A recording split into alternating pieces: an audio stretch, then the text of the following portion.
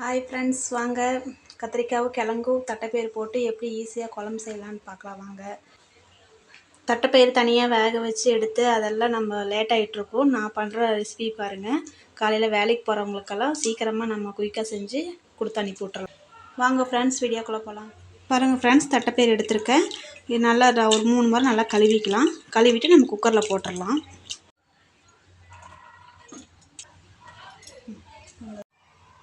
தட்டைப்பயிறு நான் குக்கரில் போட்டேன். நம்ம இது கொஞ்சம் அப்படியே வேகிற மாதிரி கேஸ் பற்ற வச்சிடலாம். நம்ம தாளித்து கொட்டுறக்குள்ளாரையும் ஒரு 2 நிமிஷம் அப்படியே வெந்துட்டுருக்கட்டும். வாங்க ஃப்ரெண்ட்ஸ், நம்ம தாளித்து அதில் ஆட் பண்ணிக்கலாம். கொஞ்சம் கடுகு ஜீரகம் போட்டுக்கலாம். கொஞ்சம் கடுகு போட்டுக்கலாம். அதில் கொஞ்சம் பூண்டு, சின்ன வெங்காயம் எடுத்து வச்சுருக்கேன், போட்டுக்கலாம்.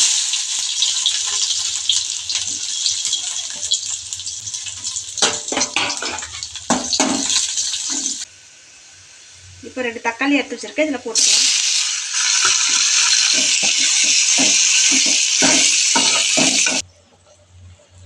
தாளிச்சு வச்சுக்கலாம், இதில் போட்டுக்கலாம்.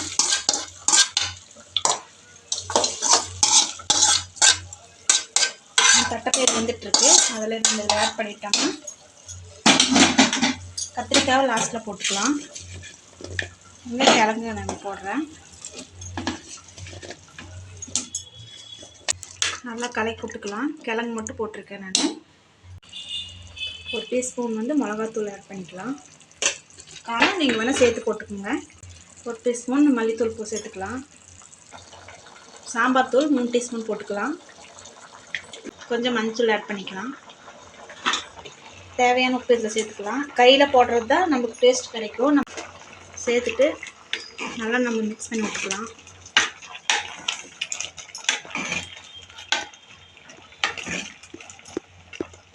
கொதி வந்ததுமே ஒரு விசில் வச்சது இறக்கிட்டு இந்த கத்திரிக்காய் அதில் ஆட் பண்ணிக்கலாம்.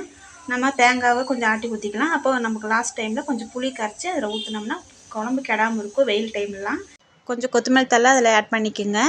பிடிச்சிருந்தால் லைக் பண்ணுங்கள், ஷேர் பண்ணுங்கள், கமெண்ட் பண்ணுங்கள், சப்ஸ்கிரைப் பண்ணுங்கள். கூட இருக்க பெல் ஐக்கானை கிளிக் பண்ணுங்கள். தேங்க்யூ, பாய்.